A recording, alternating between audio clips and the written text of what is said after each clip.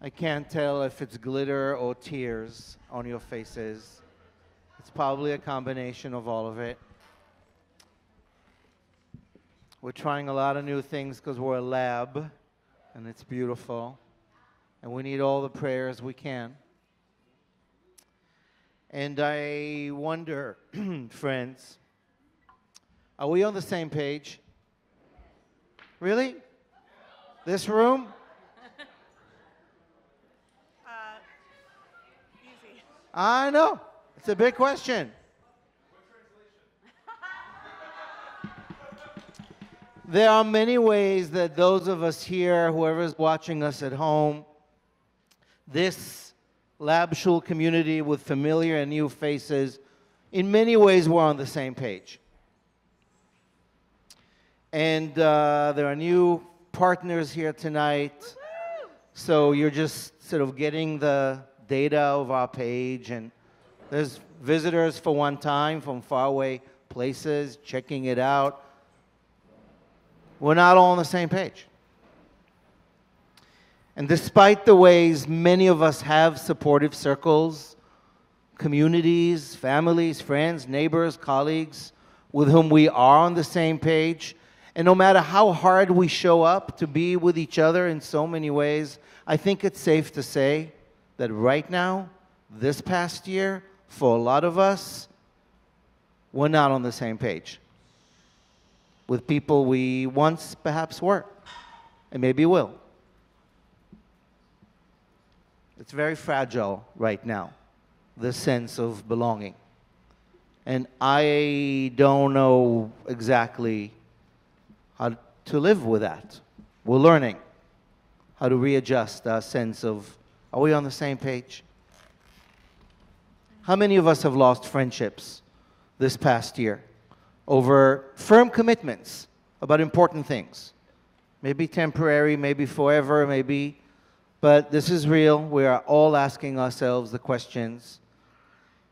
In some way, our covenants, it is a big word, our covenants, our agreements have been ruptured. And so many of us are asking ourselves, what's the page on which I belong?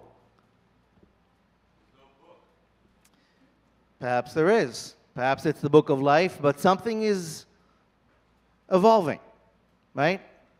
Maybe there's a new page. It's evident as we look at the polls, as we feel the pulse of this moment in the United States, this monumental, historical, complicated moment. It's clear we're not on the same page. It's true as it comes to how we view, how we handle, how we respond, show up, anything to do with what's happening in Israel, Palestine. We're not on the same page. Nor is Israel on the same page within. I mean, some around us might be asking yourselves, who are my people? In whom can I trust? What is my security counsel during these days of rupture and change? There's a story that is told, that Shira already began talking about, that is told in Jewish synagogues and invisible dog galleries and gatherings worldwide on this Shabbat. It's the second in our rerun of the annual cycle that we began right here last week. A sacred story that might provide a seed of an idea for what could be helpful next steps towards a new covenant. New covenants. How more of us can be getting on the same page. Maybe in the same book. How can we reimagine our original covenant with each other, with the earth? How can we try and co-create and be on the same page? This week's Torah story, still in the wee hours of the mythic fog of our beginning, is the second of the Torah. It's the story of the flood.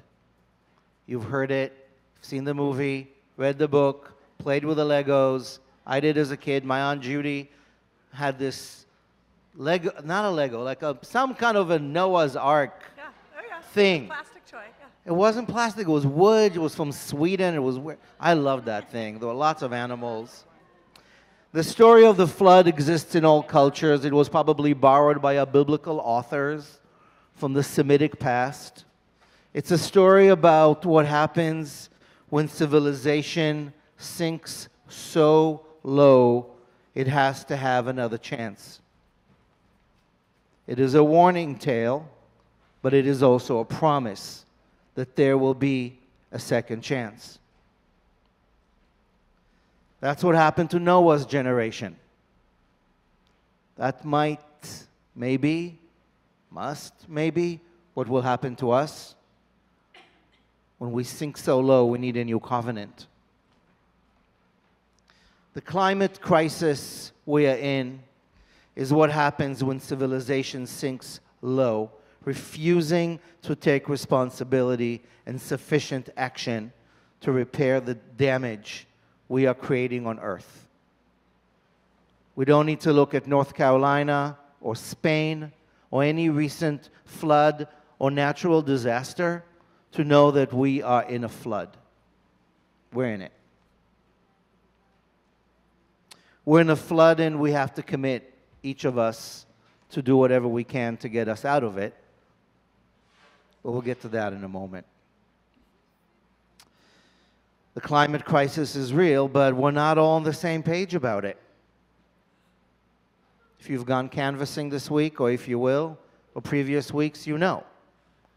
We're not on the same page about the flood. The barbaric attack of October 7th was named by Hamas Taufan al-Aqsa, the flood of Al-Aqsa, the holy mosque on the top of Haram al-Sharif, Harabait, the Temple Mount. A flood of rage over the occupation, over the tragedy of Palestinian lives, Israeli lives, this conflict that is flooding us with sorrow. We are in a flood. It's far from over. But we're not on the same page about that. How we got here, what are we doing about it, where do we go? Not on the same page about that. Painfully. Relationships are ruptured all over the world, and much more than relationships is being ruptured all over the world. The very covenant,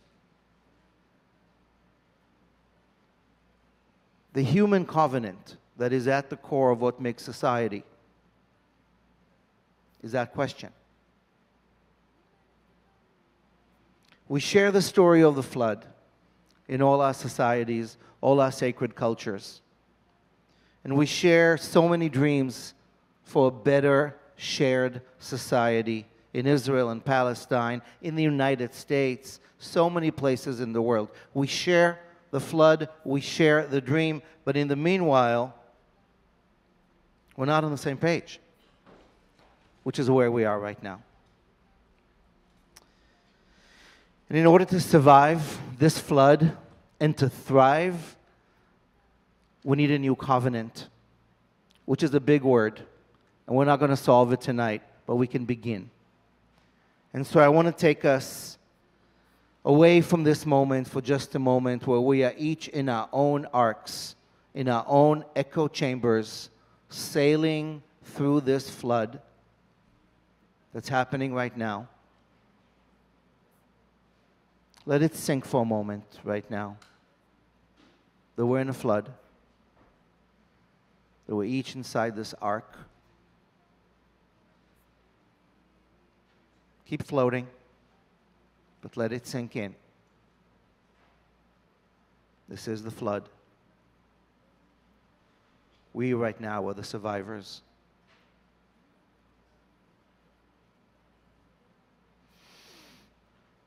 What does this ancient story have to teach us tonight? Is there a kernel of Torah that helps us reimagine our lives and make our way towards a better day? I want to suggest so. And I want to do so by looking at a couple of lines in the Torah that I didn't really pay attention to until I wanted to revisit the story this painful year for tonight. I want to focus on the part of the story that is the blueprint for a better future. It's about the day after. Right? We've been in the ark. Noah, family, the zoo, in the ark. 40 days, 150 days, depends who you ask, different versions. And then the raven, and then the dove, and the dove comes back with an olive tree of peace in its mouth. And then, you leave the ark. You blink, and there it is, the earth, empty, waiting. And then, what comes then? A moment before the rainbow is where the scene I want to share with you happens. Noah and his family are there, and they create a covenant, a Brit Olam, an eternal covenant of the earth with itself. That's the story we inherited. Humanity creating a deal, signing a contract for how we will be better at this thing called life. And here's a line from the Torah. It's going to be on a verse for a moment, Gabi, if you'll switch us from this rainbow. This is in the context. Now go back to the first line. Thank you. This is in the context that God, the Creator, says to Noah, all right, flood done. The people in front of you, over, new chance. I promise not to do this again. There'll be floods. There'll be rains and hurricanes. Shift will happen, but not a complete destruction of the earth. I vow. In return, humanity, Noah and family, say, okay, here's what we'll do. We won't eat animals without cooking them, which I guess is what they did before. That's gross, but you know, Neanderthals. We will do this thing. That's the vow. Listen to the Hebrew. Shofech dam ha'adam ba'adam, damo yishafech. Shofech dam ha'adam ba'adam, damo yishafech. Ki b'tzelem Elohim asa et ha'adam. Whoever sheds human blood, their blood be shed, for in the image of God was humankind made. This is barbaric and primitive and ancient. An eye for an eye. Beyond it, listen to what this vow is saying. Humans, do not take another life, because we are all B'Tselem Elohim, all made of the same divine fabric. If you kill him, you kill me. If you kill her, you kill you. It is one cycle of blood. Do not do it. Dam, adam, adam. Listen to the Hebrew. The word dam is blood. The word adam is human. The word adom is red. Don't do it. There is a sense of retribution, but more importantly, a sense of covenant. We are each other's blood. So that's the formulation. That is the original covenant. And you know how we know that it happened? Because of what happens next. The clouds part, and out comes the rainbow. And the Torah says, next verse, thank you, V'haita hakeshet be'anan. And then the rainbow comes out. And every time the rainbow comes out within the clouds, I, the Creator, says, but we say, we see it and remember the everlasting covenant, world covenant, Brit Olam, between the divine, the Creator, the source of life, and every living creature, all flesh on this earth. That's the covenant. The rainbow, you guys, I don't know if that's how the rainbow was really created. This might be a story, but it's amazing. Right? Way before it became our queer slogan, the rainbow is the representation of the memory of what happens when civilization sinks so low it needs a flood, but then there always is a second chance.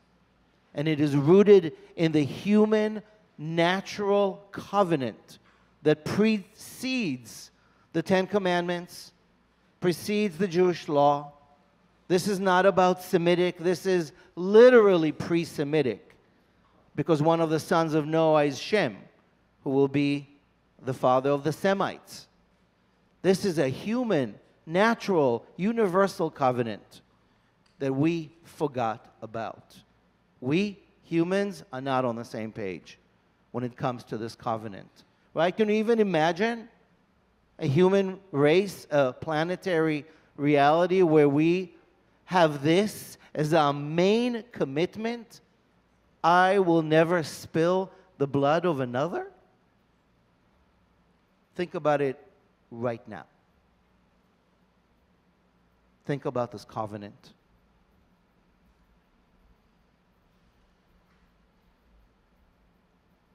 So what's the meaning of this covenant today? It's a story, these are words, it's in our book, that's great.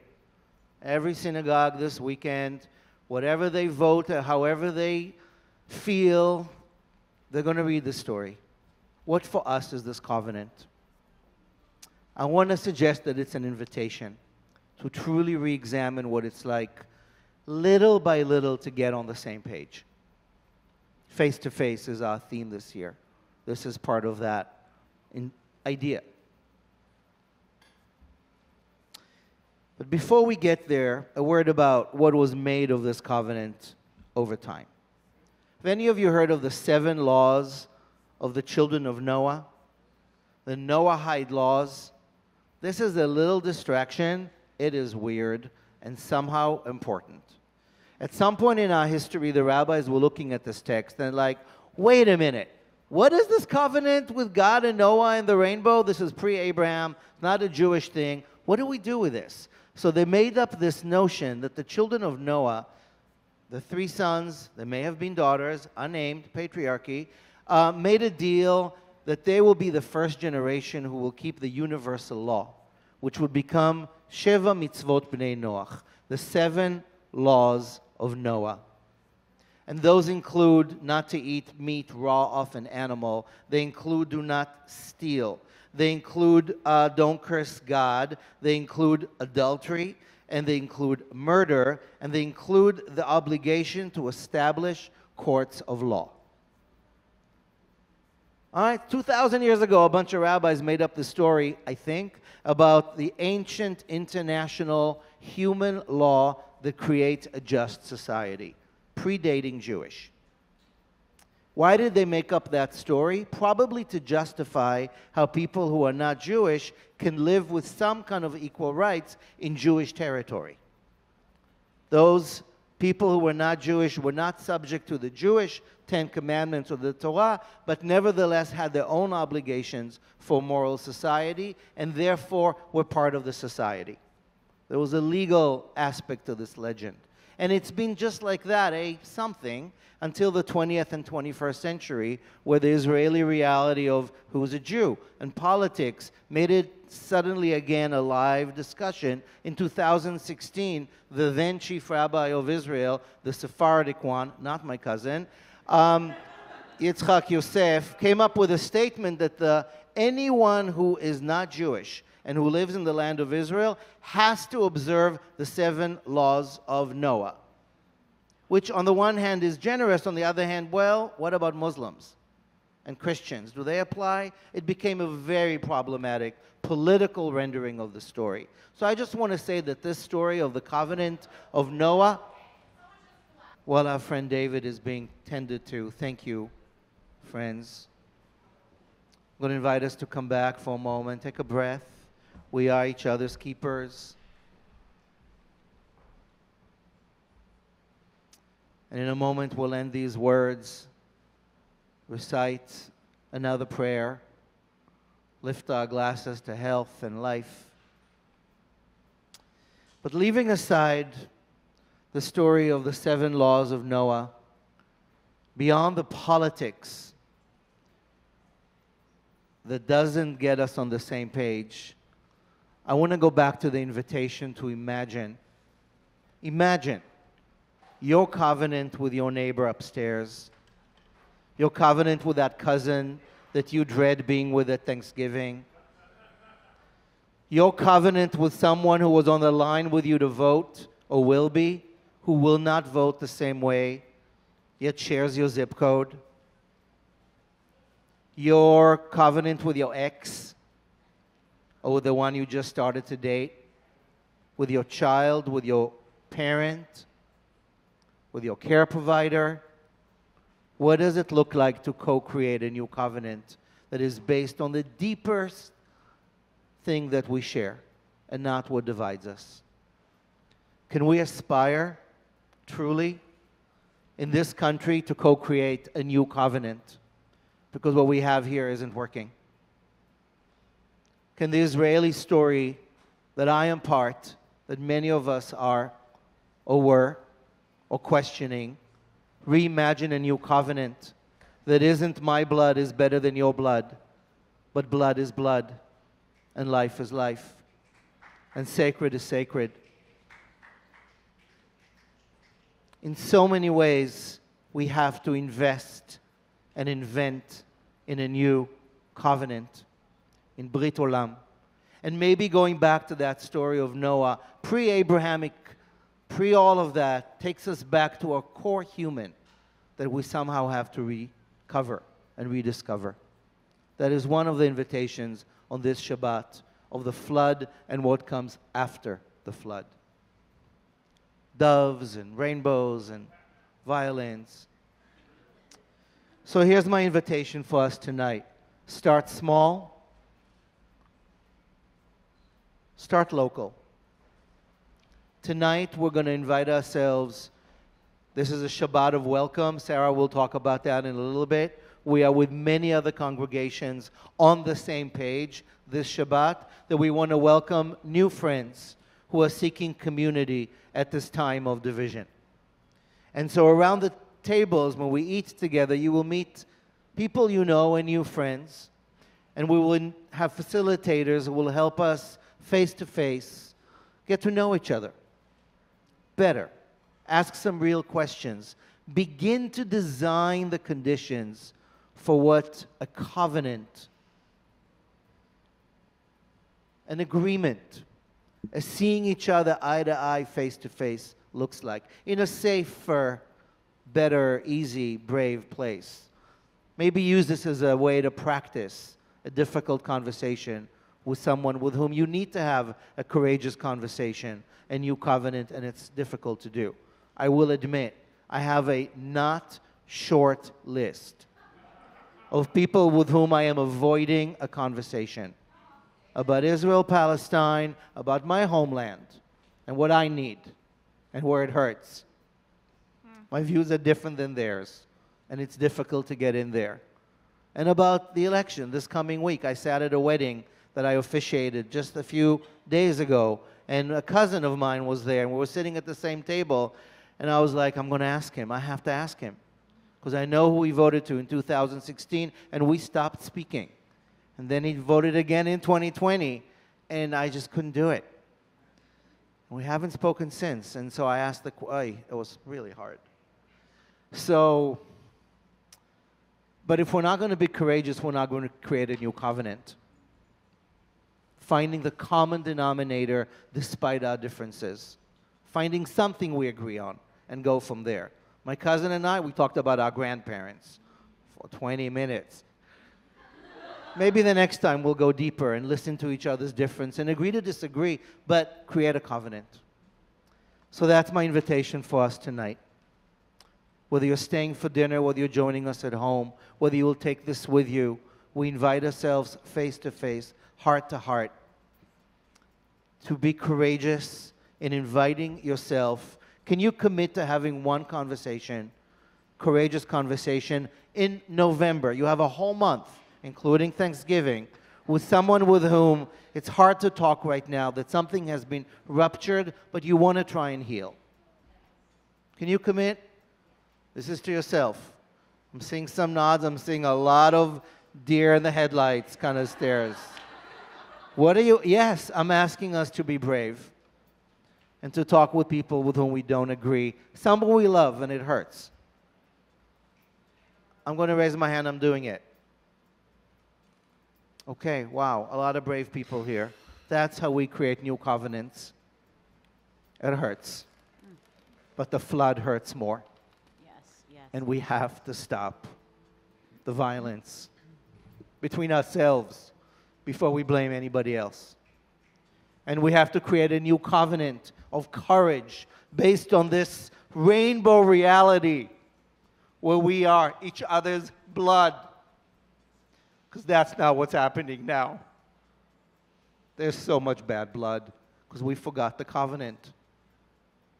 We are not on the same page. And we forgot our covenant. And it's on us, conversation by conversation, one by one, to rebuild trust. Eventually, the politicians will catch on. It starts down here. So that's my invitation for us tonight, my friends, to get on the same page with at least one person. Maybe a new book will be written out of that. We need a new covenant, a Brit Olam. Let the rainbow shine brighter, thanks to us. Health. David, feel better. Glad you're on your feet. Friends, Shabbat Shalom. Shabbat Shalom to all of us.